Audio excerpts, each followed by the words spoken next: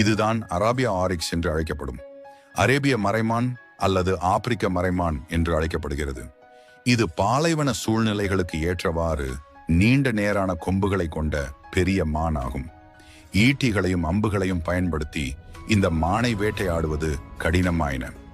1930களில் அரேபிய இளவரசர்களும் என்னை நிறுவன எழுத்தர்களும் நீள் துப்பாக்கிகளும் நவீன துப்பாக்கிகளையும் பயன்படுத்தி இந்த மானை வேட்டையாடினர். 300 வாகனங்களை பயன்படுத்தி இந்த மானை வேட்டையாடுவதாக கூறப்படுகிறது.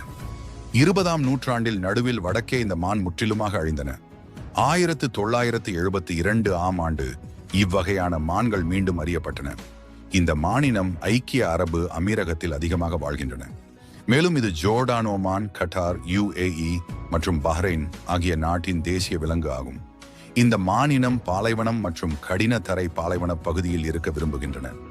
இது போன்ற பயனுள்ள வீடியோவை பார்க்க என்னை சப்ஸ்கிரைப் பண்ணுங்க.